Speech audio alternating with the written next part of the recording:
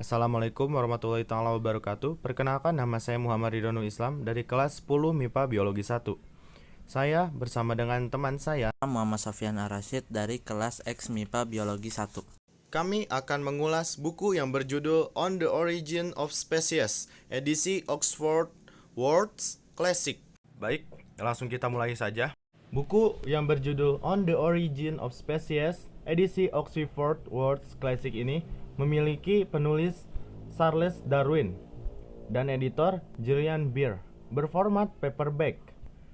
Penerbit Oxford University Press, edisi revisi 1 Februari pada tahun 2009. Buku ini memiliki ketebalan halaman 394 halaman. Buku ini juga menggunakan bahasa Inggris. On the origin of species by means of natural selection or the preservation of forest grace in the scroll for life oleh Charles Darwin pada tanggal 12 Februari 1809 sampai 19 April 1882 adalah salah satu buku yang paling terkenal dan berpengaruh sepanjang masa.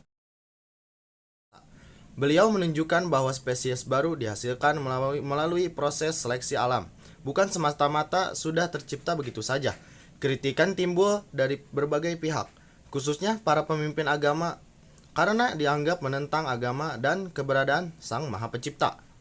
Catatan beliau dalam edisi ini adalah mengenai perkembangan ide-ide Darwin, konteks ilmiah, perjalanan kelahiran teori-teori Darwin, dan dampaknya terhadap masyarakat, khususnya para ilmuwan yang terkait. Darwin mengerjakan teorinya ini selama 20 tahun. Berbagai kesimpulan diambil Darwin, yaitu: yang pertama, evolusi terjadi di alam. Kemudian, perubahan evolusioner tersebut terjadi secara bertahap dalam tempo ribuan sampai jutaan tahun.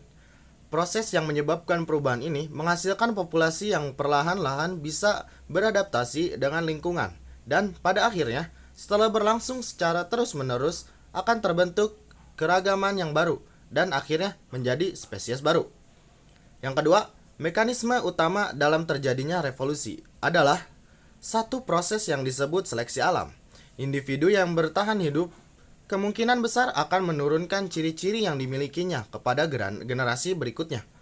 Yang ketiga, jutaan spesies yang hidup dewasa ini berasal dari satu bentuk kehidupan asli tunggal melalui proses pencabangan yang dikenal dengan nama spesiasi atau biasa disebut speciation. Hingga sekarang ini, teori Darwin masih menggema kencang. Ironisnya, Darwin pun selalu diidentikan dengan pencetus teori evolusi. Akan tetapi, nama Darwin menjulang tinggi melampaui mereka setelah Darwin menerbitkan buku yang berjudul On the Origin of Species. Hal ini disebabkan karena hipotesis yang diajukan selama ini tidak pernah diterima oleh dunia ilmu pengetahuan, karena tidak mampu memberi keyakinan mengenai mekanisme dan cara evolusi terjadi. Tidak sedikit buku yang kemudian terbit untuk menggugat teori Darwin ini. Wajar jika buku Darwin ini pun masih meninggalkan kontroversi sepanjang zaman, mendapat banyak pujian dari satu pihak tetapi dikritik oleh pihak yang lain. Sekian dari kami, mohon maaf jika ada kesalahan ataupun kekurangan dalam penyampaian. Jangan lupa like video ini jika kalian suka dan dislike video ini jika kalian tidak suka. Tinggalkan komen dan jangan lupa subscribe channel kami.